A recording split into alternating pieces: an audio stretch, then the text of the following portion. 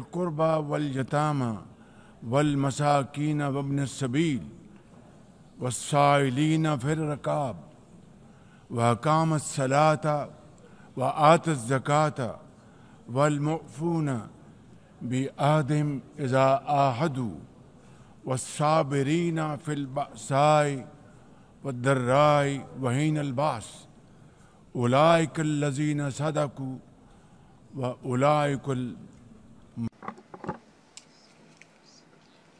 Those who believe in God are those who are on the side of good and not evil. Excellencies, ladies and gentlemen, Assalamu alaikum and a very good morning. I wish to congratulate Her Excellency Annalena Baerbock on assuming the presidency of the 80th session of the United Nations General Assembly. I also commend Secretary General Antonio Guterres for his bold leadership of the United Nations in testing times.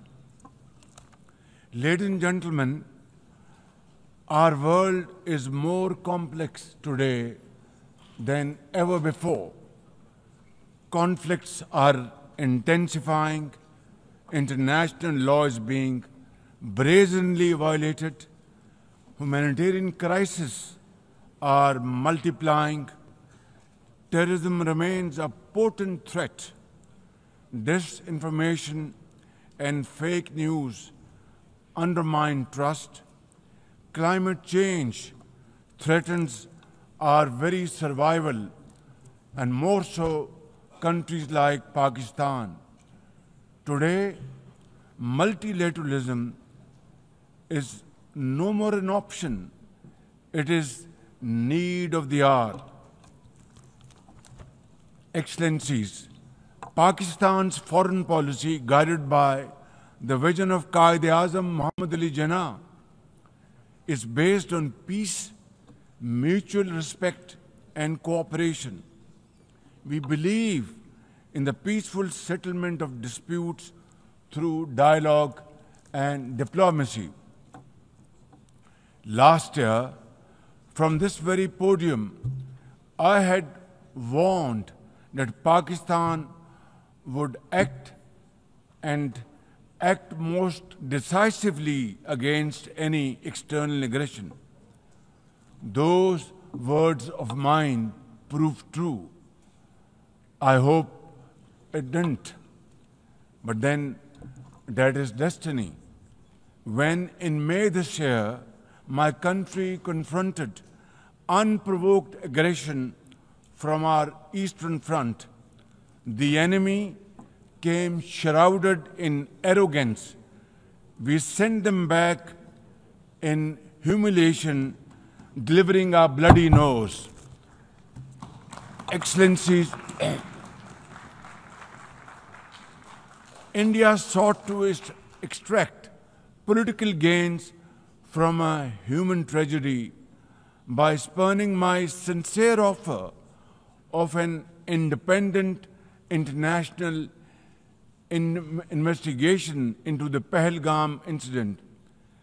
Instead, it attacked our cities and targeted our innocent civilians. When our territorial integrity and national security were violated, our response was in accordance with the right of self-defense under Article 51 of United Nations Charter. Our valiant armed forces, under the stellar leadership of Field Marshal Syed Asim Munir, mounted an operation of stunning professionalism, bravery, and acumen.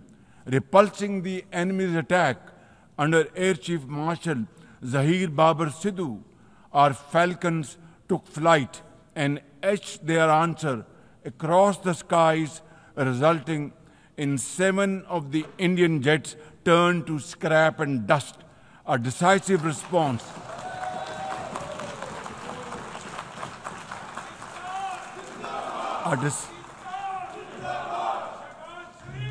a decisive response to the aggressor that will echo through the annals of history. To the fearless architects of this victory, to every officer and soldier, heirs of our martyrs, their names are forever engraved in glory. To mothers of our martyrs, their courage guides our path forward, and their sacrifice shall never be in vain, inshallah, God willing. And to every Pakistani, you stood as one unbreakable wall, a bunyanum marsus.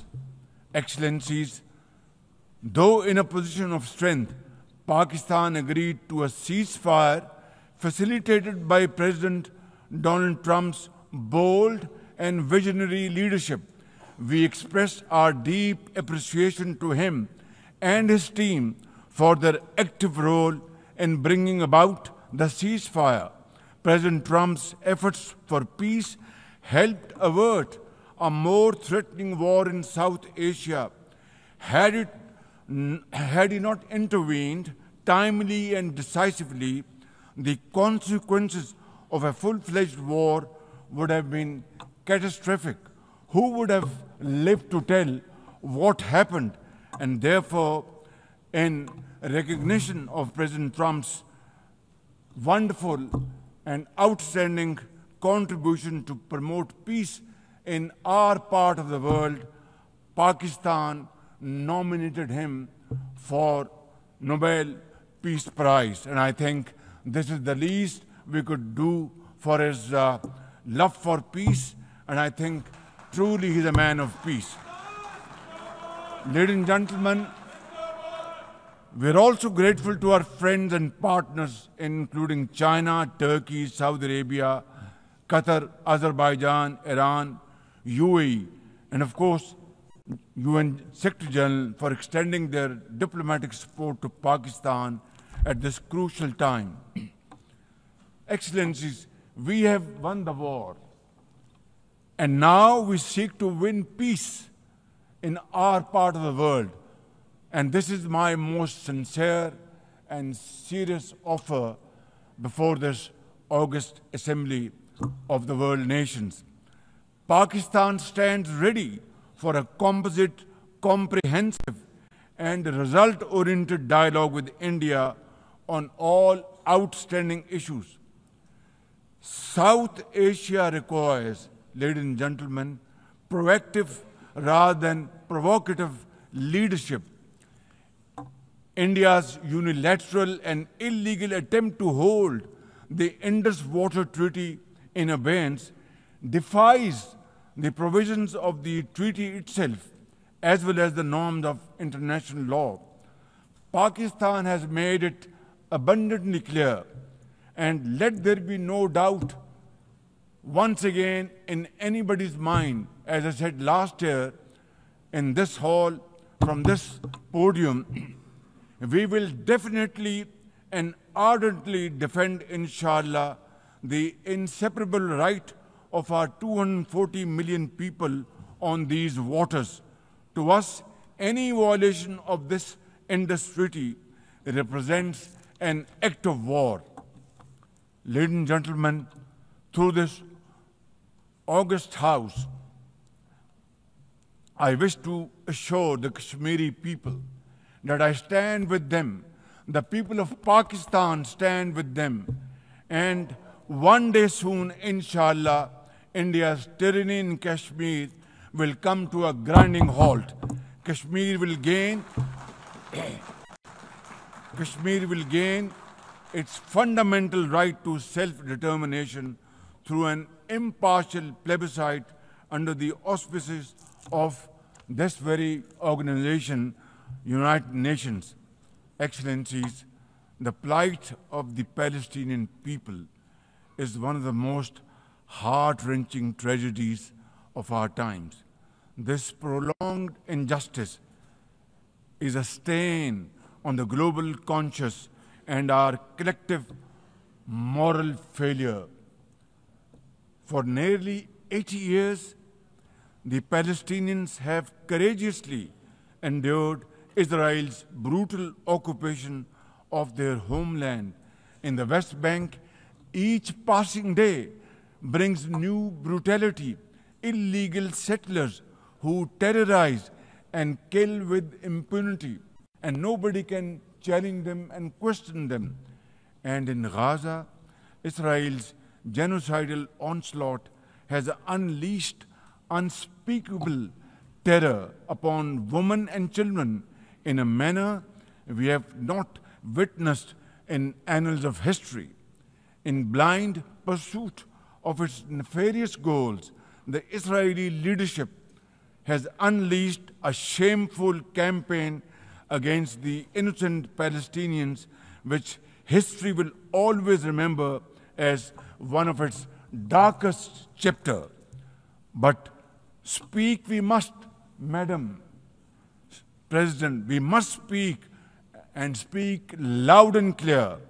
Our words are too little, too late for Hind Rajab, a child, nay, a little baby. We have all heard her trembling voice on that phone call, which little Hind made as she struggled to stay alive under Israeli onslaught and atrocities. Can you imagine that little girl, Hind Rajab, as if she was our daughter? Can you imagine not having the compassion to spare her life? My agony and the agony of the entire Muslim Ummah, indeed, I think, the agony of all the nations on the planet is that we failed Hind Rajab, and she will not forgive us in this world and the world hereafter. As they say, ladies and gentlemen, the smallest coffins are the heaviest to carry. I, for one, would know, for I too carried the tiny coffin of a 7-year-old Irtiza Abbas during the recent confrontation with India. He was only 6 years old. Therefore, we cannot and we must not fail these children of Gaza or any child anywhere in the world. We must find a path to a ceasefire now and just now. Pakistan firmly supports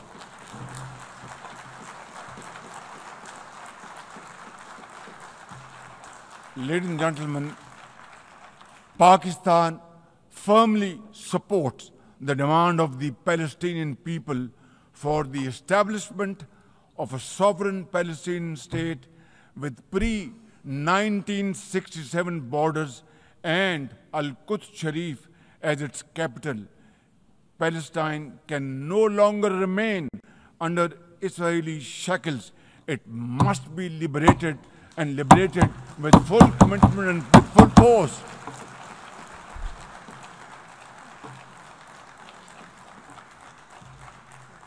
Excellencies, as far as Pakistan is concerned, we were among the first to recognize Palestinian statehood in 1988. And now we welcome the recognition of the state of Palestine by a number of countries recently around the globe, and urge others to also follow suit, because time and tide wait for none.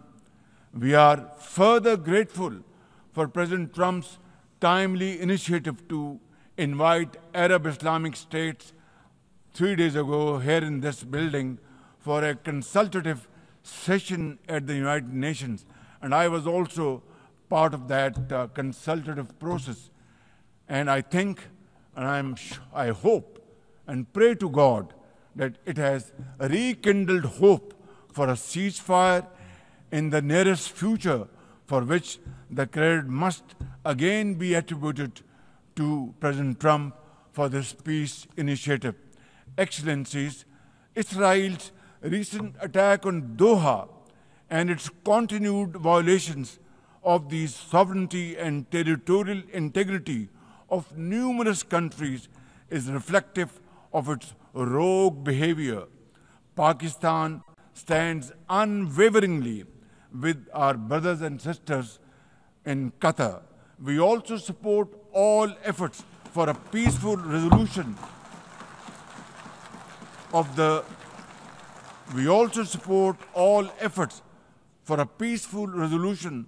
the Ukraine conflict in line with the UN Charter to end human sufferings and global turmoil caused by this protracted war. Madam President, Pakistan condemns terrorism in all its forms and manifestations. For over 2 decades, Pakistan has been at the front line of global counter-terrorism efforts, having suffered over 90,000 people. We lost 90,000 people of our country, babies, children, mothers, sisters, brothers, elderly people, doctors, engineers, and also suffered economic loss of $150 billion. Please tell me, put your hand on your heart, that what can be a bigger manifestation of our commitment to fight terrorism and erase it not only from the face of Pakistan, but from the face of this global world. And I believe a man killed in New York is a man killed in Lahore. A man killed in Islamabad is a man killed in London. It's a global village. So I think unless and until terrorism is defeated hands down, this world will not be a peaceful place to live. And for that, Pakistan's sacrifices are probably the biggest around the globe. It must be respected and appreciated because we are a bulwark.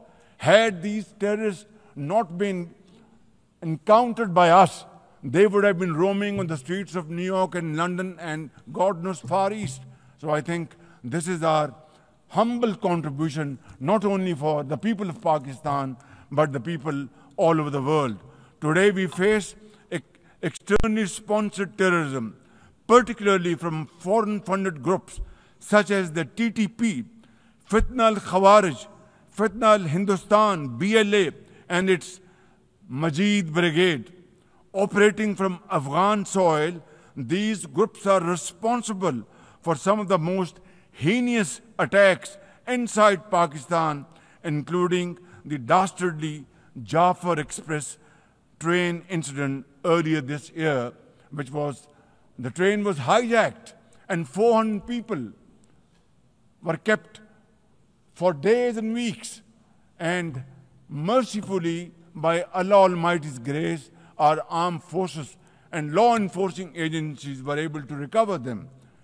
Now, as an immediate neighbor and a brotherly country of Afghanistan, Pakistan has a direct stake in a peaceful Afghanistan. We believe that the key to development and prosperity lies in regional stability and connectivity. Pakistan continues to engage with all partners to extend humanitarian assistance, promote economic recovery, and encourage inclusive political framework in Afghanistan. The interim Afghan government must, however, uphold human rights, including women's rights. Above all, we expect that Afghan interim government to take effective action against terrorist groups and to ensure that Afghan soil is not used for terrorism against any country. Ladies and gentlemen, there must be no space for hate speech, discrimination or violence against any person or against any religion.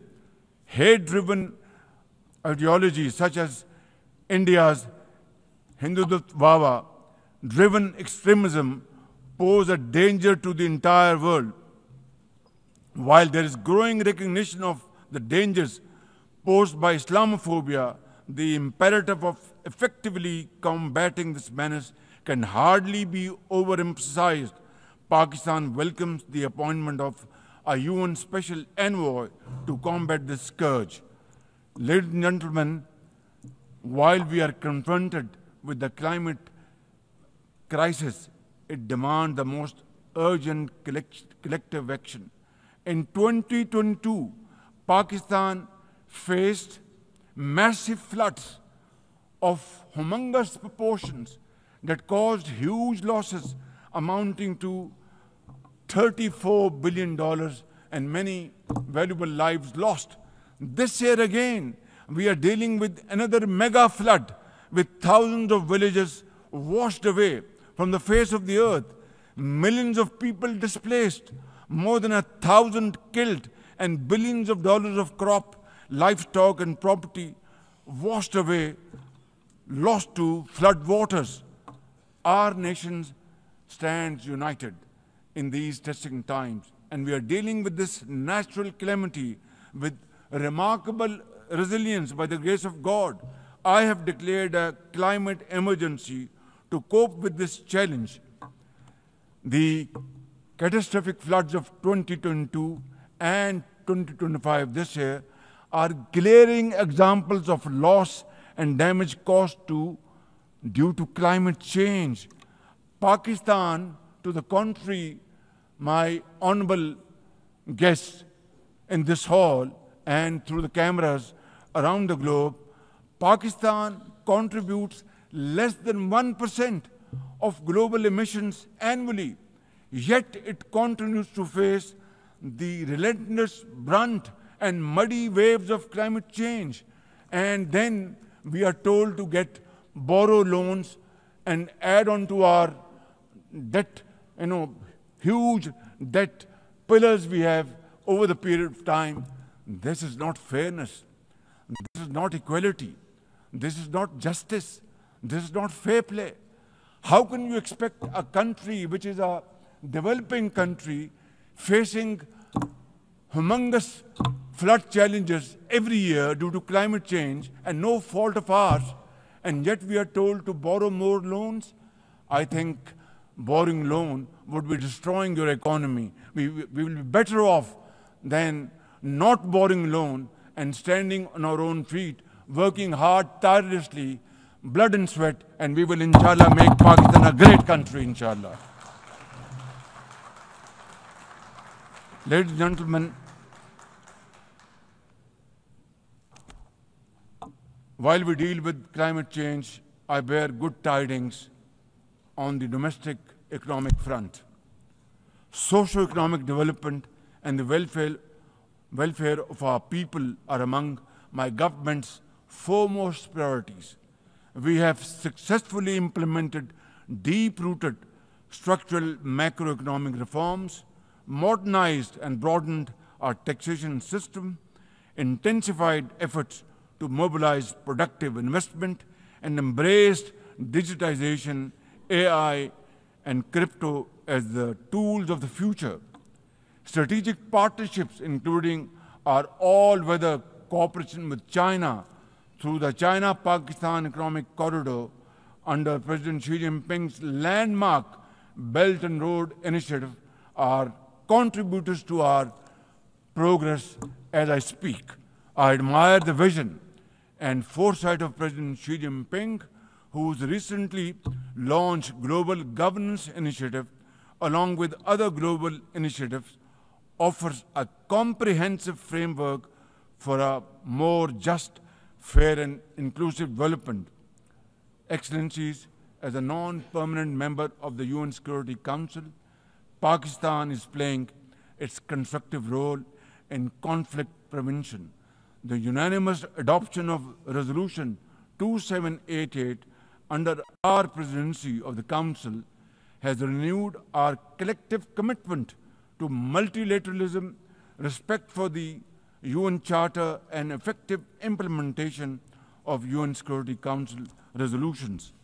Excellencies, at the end, let me assure you that Pakistan will always stand for peace, justice, and development, for a revitalized United Nations, and for cooperative and multilateralism that is fair and inclusive and delivers for all. Therefore, let this 80th anniversary not simply commemorate history, let us make history and chart a future for the next 80 years with these United Nations as enduring hope for global good. Let us truly strive to become better together. Thank you very much. United Nations, long live. God bless you.